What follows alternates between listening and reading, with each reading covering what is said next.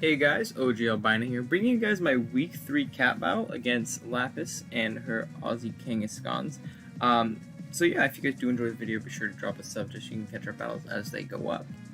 And yeah, with that being said, let's jump into the team matchup. I am gonna do a quick little, team breakdown, builder type thing, just so you can kind of see my process behind building the team, why I brought the sets I brought, EV spreads, move sets, and all that stuff. So yeah, if you guys just forget, our team consists of the Ash Greninja, Kitsuno, Togekiss, Mega Charizard X, Suicune, Shaman, Nidoqueen, Reuniclus, Pachirisu, and Cottonee, with Z users being Reuniclus, Togekiss, Pachirisu, and Cottonee. And our opponent's team consists of Celesteela, Pajantum, Kerfluffle, Stratagem, Toxapex, Crocodile, Mesprit, Decidueye, Mega Glalie, and Emolga, Z users being Kerfluffle and Stratagem. So right off the bat, biggest threats, her 3 Catmons are actually really good versus me. Pajantum is a Ghost Dragon type, which is a phenomenal defensive typing, and it has access to decent speed and decent attack. I think it's like 101 speed. I forget the exact attack stat, but it's pretty nice.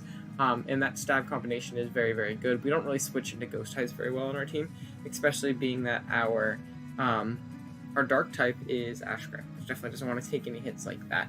So it's something we definitely have to keep in mind, especially being that that Ghost Stab is Spirit Shackle, so it actually has access to, trapping abilities. So if we let the wrong thing take a hit, we can be, potentially trapped in, or, if we switch out on the Pajantum, like say into our Togekiss, and they hit us with the Spirit Shackle, and we know they're probably going to switch the next turn, we can't necessarily double and call them on that because we are trapped in until we switched out. So that is something we do have to keep in mind. Kerfluffle is a fighting and fairy type, special attacker. I think it's base 119 speed. That dual stab is very nice. Fighting plus fairy hits just a good amount of things. The steel types that fairies wouldn't hit, fighting does hit. We do have pivots into it, such as our Kitsuno, which you do see is on the screen right there. But we definitely don't want to take a bunch of hits with it. We are bringing an offensive one, spoiler, so it's something we have to keep in mind, especially being that it has a parting shot as well. So say we switch into our Kitsuno and he, parting shots out and goes into Crook, and then potentially just, pursuit traps us and either knocks us out or does a huge chunk off our Kitsuno, which is super unfortunate. But yeah, there's something we have to keep in mind, especially with Z. So she can be Z parting shot and, potentially heal up a member and something like that. Like a late game Celesteela or a Stratagem, which is probably the biggest threat to our team, in my opinion. It's a rock type with access to Levitate and Technician. I think Levitate's going to come this week, simply because we have a Mega Charizard X that is very good this week, and being immune to that Earthquake, which would definitely OHKO it otherwise, is very nice. But very offensive mon. Has great coverage as well, and hits our team just super hard. Has access to Earth Power, so our Kitsuno isn't much of a check, in all honesty. And like I said, we are bringing more offensive one this week that isn't meant to stick around for a long time. So that is something we do have to play around. I do have something later in the team that does, check it pretty well. But yeah, with that being said, let's just jump right into the build. So first off, you're going to see we have our Mega Charizard X here. Tough Claws ability, Roost, Dragon Dance, Flare Blitz, Earthquake, 144 HP, 172 attack, 192 speed with the Jolly Nature. This is a great win con this week. Fire plus Ground hits our opponent's team ridiculously hard. After some chip, we can honestly just kind of win the game with our Charizard. We can set up on a decent amount of things too with our natural bulk. We're running the 144 HP to live a max attack Crocodile Earthquake before rocks. 100% of the time we always do live that, so if we can roost up to full or remain at full and that thing comes in, we can potentially avoid an OHKO with that if we can't knock it out of our way, because I think if Crook comes, it's going to be a little bit more bulky, so even that's better as well, because then we definitely will be taken out from full. And then we're running the 192 speed for the for a Jolly Crocodile, and the rest is thrown to attack. Like I said, we just need a little bit of chip on some things, like the Crocodile especially. The Stratagem is in range, actually. If it's a purely offensive Stratagem, which I definitely expect, mostly offensive. Obviously, leftovers, EVs and HP and stuff like that. But a no HP stratagem is actually always O-code after 2 rock switch-ins by a +1 flare blitz. So that just shows, how ridiculously strong Charizard is. But yeah, like I said, great win con this week. We just have to support it well and hopefully get it in at the right time. Next up, we have Suicune rocking out with the leftovers and pressure ability. Substitute, Calm Mind, Protect, Scald, 248 HP, 44 speed def, and 216 speed with a timid nature. We're creeping max speed Mesprit with this spread right here, which allows us to creep a lot of his slower stuff as well and always outspeed it. Vincoon is absolutely amazing here. We sub down on a lot of stuff like a defensive Hell Stealer we always sub down on, or definitely a Toxapex. Just fatter mons on his team we definitely can take advantage of. And a lot of the things that can really break through Suicune don't want to take a Scald. Things like Stratagem with its grass coverage, I think it gets like Giga Drain or Energy Ball or one of the two. It definitely doesn't want to take a Scald, especially if we're boosted by a Calm Mind or something like that. We're doing a huge chunk to it just with that +1 boost and stuff like that. And yeah, honestly, it's just very, very annoying. We can, beat things like Pex by pressure stalling it. Things like Steela as well, if it's like, the Leech Seed Protect or Sub Leech Seed or something like that. And just toss burns around, just be a general annoyance for our opponent to break. And yeah, so next mon we have is going to be Ash Greninja. So our opponent, they have let's talk about the set first. Choice specs item with the Battle Bond ability: Spikes, Dark Pulse, Hydro Pump, Water Shuriken, 16 HP, 252 speed, 252 special attack, 240 speed with a timid nature. Speed allows us to outspeed a Stratagem once we have our Ash Greninja form. So on paper, Greninja doesn't look absolutely amazing because our opponent, she does have very good pivots into Ash Gren. Its dual stabs such as Kerfuffle can kind of, pivot in on the dark stab and stuff like that, while Hex can handle the water stab.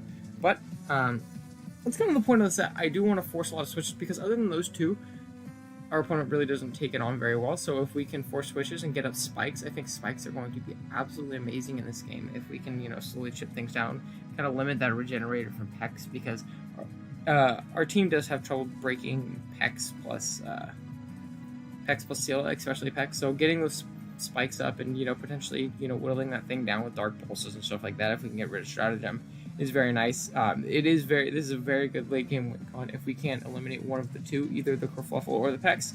I imagine it'll be Kerfuffle first, just because a bit more of an offensive mon. Our team doesn't have as much trouble breaking through it with our attacks. While Pex can definitely be an annoyance. But yeah, that's gonna be Ashgren. Definitely a great wall breaker here. Forces a lot of switches, and maybe we can take advantage of that. So next up we have our Reuniclus here, rocking out with the Assault Vest and Regenerator abilities: Psyshock, Focus Flash, Shadow Ball, Knockoff, 248 HP, 148 defense, and 112 speed def with a Calm Nature. So this spread with the Assault Vest is never 3-hit KO'd by Life Orb Stratagem or Life Orb Kerfluffle. The only way we're 3-hit KO'd is if they are specs, and if so, we still avoid the 2-hit KO, which is very, very nice. The defense lets us live a Crocodile Knockoff after rocks, which is very nice. Focus Blast obviously for that Crocodile. Psyshock is just our general stab that we're going to go with this week. I want Psyshock over Psychic because Stratagem does have access to Calm Mind.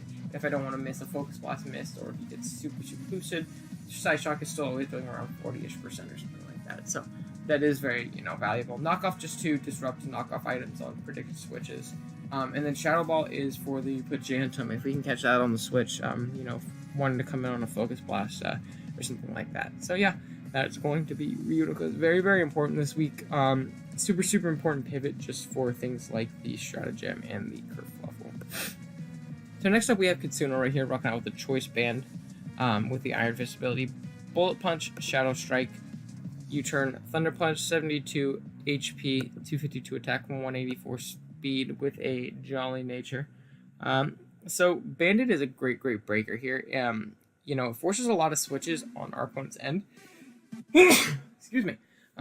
But yeah, it forces a lot of switches on our opponents and forces in things like, Pex and Steela, which we are carrying Thunder Punch for, which actually always 2-hit KO. So if you can catch those things on the switch, especially the Steela, it doesn't really recover that, Thunder Punch damage back very well. So we can, get that thing down pretty low, or we can force out the Pex on on a Thunder Punch we catch as it comes in, it pivots out, and we can, maybe double out and do something from there. This game is going to be very predicated on how aggressive we play and, getting these like doubles and stuff like that right. But yeah, other than that, Shadow Strike is very, very strong versus my opponent's team. Bullet Punch is super, super nice for things like Kerfluffle and Stratagem. There's a huge chunk to them with basically any chip. We actually knock those things out, which is super nice. But yeah, that's going to be Kitsuno. It's a great pivot this week as well with U-turn, like I said, forcing a lot of switches, potentially U-turning out and, getting something in that can take on the Toxapex a little bit better, or the Celesteal a little bit better. But yeah. Then lastly, we have our Togekiss. Walking out with the Fire MZ, Serene Grace ability, Air Slash, Fire Blast, Roost, and Defog, 252 HP, 4 special attack, and 252 speed with Timid Nature. So this is just our obligatory defogger. We need one for Zard in order for it to do its thing. Which is unfortunate because Togekiss isn't, in all honesty, isn't the best this week. Its main purpose is literally just to defog.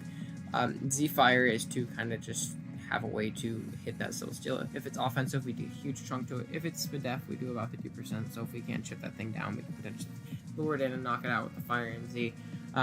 Air Slash is just decent stab against everything besides like Stratagem and stuff like that. It serves as a good Pajantum check, as a good Fluffle check, stuff like that. But yeah, like I said, just mostly going to be here defogging for Zard. Unfortunately, we drafted it in a way that kind of forces us to bring Togekiss very often, if we are bringing Zard, just so we can, have that thing's longevity up and all that stuff. Actually, I was really close to bringing Cottony this week, bringing like a Fear Cottony, because I don't think Decidueye is very good versus my my team at all.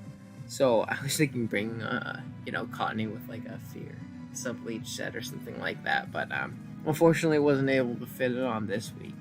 But hopefully we can do so in the future. But yeah, that's gonna be the team. Let's jump right into the battle.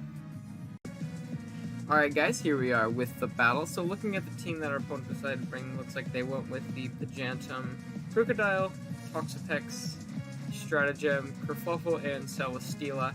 Right off the bat, biggest threats are definitely going to be our opponent's 3 Catmons. Pajantum is very, very obnoxious with its trapping capabilities and our lack of a ghost resist that's not named Greninja. Stratagem is definitely the biggest threat to my team in my opinion. It hits everything very, very hard, especially if it is, like a boosting, like a setup one. I know it does get access to Calm Mind. Rock Polish can also be scary because then we don't have mons like, Ashgren that can outspeed it at, once we get our form, and potential Scarfers and stuff.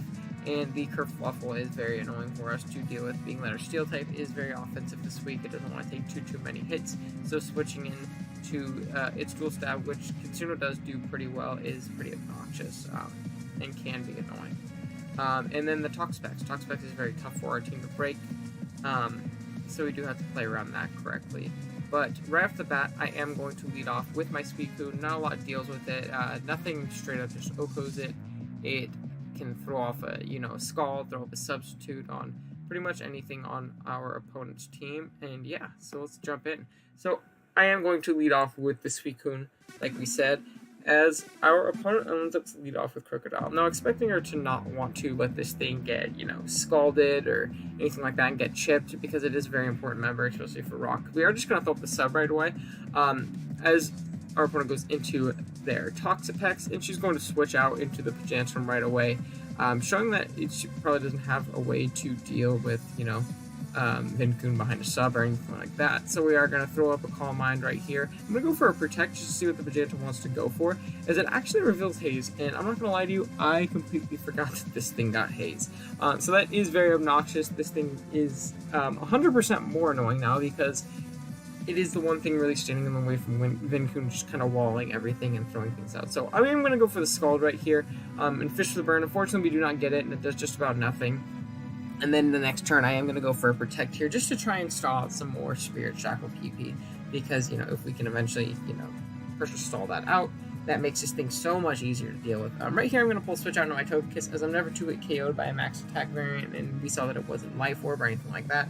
So we can get in there, you know, take the 44%, and I am going to just select to Roost Up right here, just to, you know, keep up my longevity and stuff like that, as our opponent goes into their Stratagem. And right here, I'm going to pull switch out right into my Uniclus, as she goes for the sub.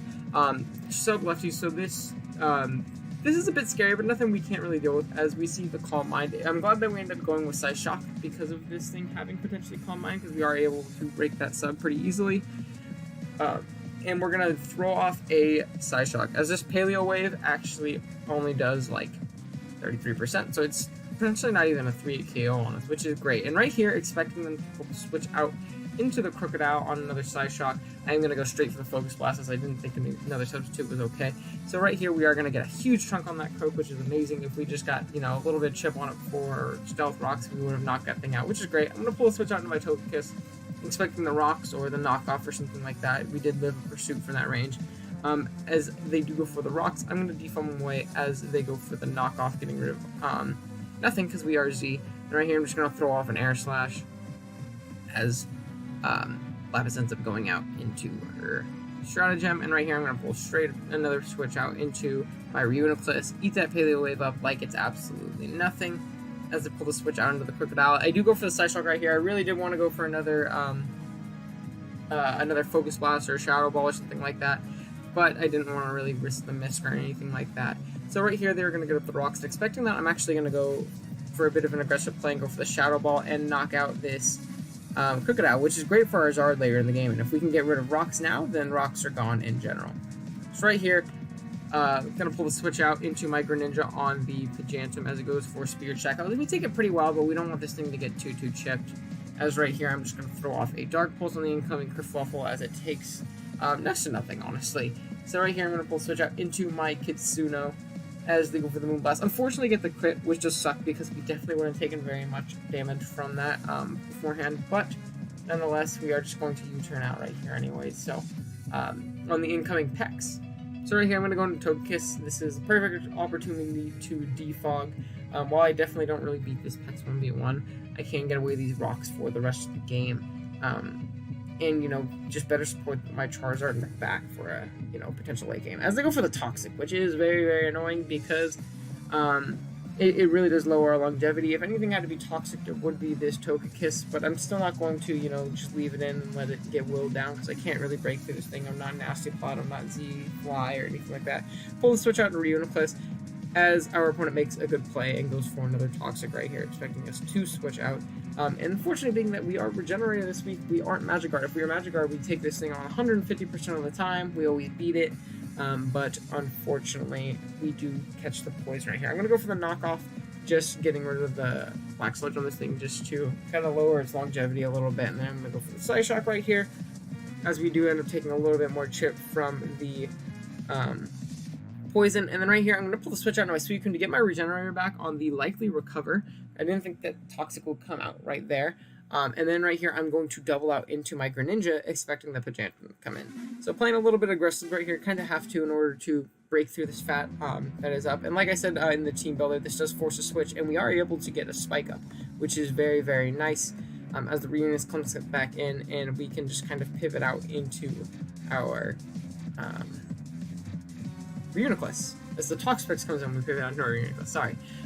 So yeah, they're going to throw off Scald. I'm going to throw off a Psyshock. My best bet is honestly to force this thing into a turn where it has to recover in order to beat our Mon. So right here, I'm going to pull a switch out as they go for the recover into my Kitsune. Right here, I'm going to go for the Banded Thunder Punch. You see that is a 2-hit KO as they throw off the Scald, and unfortunately, we do get burned. So that does pretty much make our Kitsune just about useless. However, I'm going to just go for a Thunder Punch, see what I can do. Maybe I can, you know, pull a lucky crit out or something like that on the Pex as they do make a good play, and just go for the recover with the Toxapex, getting it back up to full after this Regenerator. And then pull the switch out into the Celesteela, and we see it's because they're actually Weakness Policy, which could have been terrifying if we didn't get the Para. So that is a huge, huge, huge Para, because it now means that this thing can't sit up auto-automizes on us and stuff. It could have potentially been in range of Water Shuriken from Gren after this next Thunder Punch right here, but it potentially could have lived depending on the spread, depending on the nature, stuff like that. But yeah, very, very unfortunate. We do take out the Celesteela due to a little bit of lucky hacks on our end, as the stratagem comes out and takes out our Kitsuno with an Earth power. So down goes the Kitsuno, and right here, I believe, what do I go into? I go into my Suicune right here, just to throw off a Scald and, you know, potentially get a burn on this Pajantum, which would be very, very nice right here. You know, making this thing much less threatening. It makes it potential setup fodder for our Zard, depending on the spread and stuff like that. But we don't get it, unfortunately. I'm going to throw up a Protect right here just to stall out some moves from this thing right here as they go for the Dragon Claw. I'm assuming expecting your Greninja to come in, but I'm not going to risk it at this point with how low it is. I'm going to go right into Togekiss right here. Unfortunately, we are going to be 2-hit KO'd by this Spirit Shackle at this range, but being that rocks are gone forever, I felt Togekiss was our least useful member regardless, so we are taken out by the second Spirit Shackle right there. And then right here, I'm going to go right onto my Gren on this Pajantum and just throw off a nice Dark Pulse. It's going to do a clean chunk to anything, even the Kerfluffle takes it plus Spike. So right here, they are going to sack off the Pajantum, giving us our Ash Gren form, which is great because now we do break through this team very, very well. As our opponent pulls a switch into her Kerfluffle, as I'm going to just pivot into my Reuniclus, not take very much from that at all. I can throw off a pretty free Psyshock, nothing wants to come in and take it very well. As they revealed the Z Parting Shot, which is annoying because it does allow this stratagem to heal back up to full, but I believe I can pivot around this thing correctly. I still do have a pretty healthy Reuniclus, and with Regenerator, despite the Toxic, I can get back up pretty healthy right here. So I'm going to pull switch out into Suicune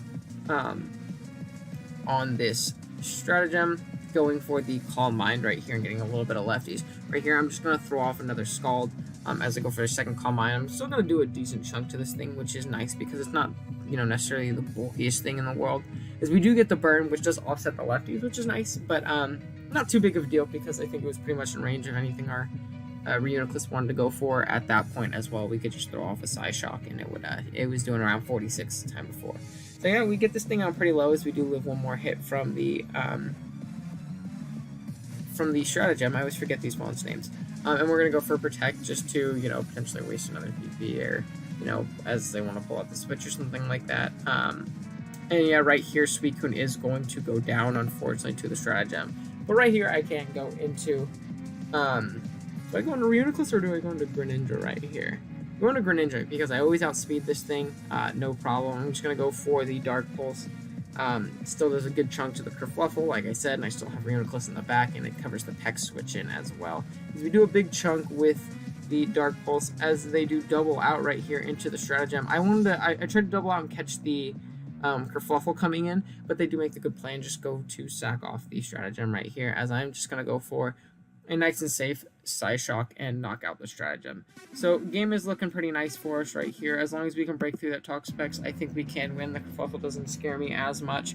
Right here, I am going to switch out into my Ash Greninja, simply because I wanted to get the regen back on my Reuniclus so I could still sufficiently take this thing on as our opponent goes out into their Toxapex on the Parting Shot, which is unfortunate. I'm going to pivot into my Reuniclus, back up at 82%. And right here, we can throw off a Psyshock, put this thing into a turn where it is forced to recover versus us, or, you know, it will, you know, subsequently be knocked out potentially by the next hit. So right here, we are going to pull the switch out into our Charizard. I don't expect another Scald to come out right here, as they do go for the recover and get back up to full. Right here, we're going to Mega Evolve, and we're going to throw off a Dragon Dance, hopefully not get burned. If we don't get burned, then we can, even if we do get burned, we can potentially just set up all over this thing. But they do make the good play and go for the Toxic to put us on a timer so we can't just clean sweep right here. And we're going to throw the Earthquake to 64% as they reveal the Haze, you know, getting rid of our boost right there. And right here, I am going to go for another Dragon Dance, expecting a pivot out into Kerfluffle because they were potentially in range of another, the text was potentially in range of another Earthquake. We do for the recover, so maybe I just was looking at the couch wrong or I didn't know the spread exactly. So right here, I do go for another Dragon Dance on the recover. And right here, this exchange is just going to be me clicking Earthquake until I potentially, you know, beat this thing down because it's not recovering enough to be able to potentially beat us, especially without the Black Sludge that we knocked off earlier, which was very, very clutch.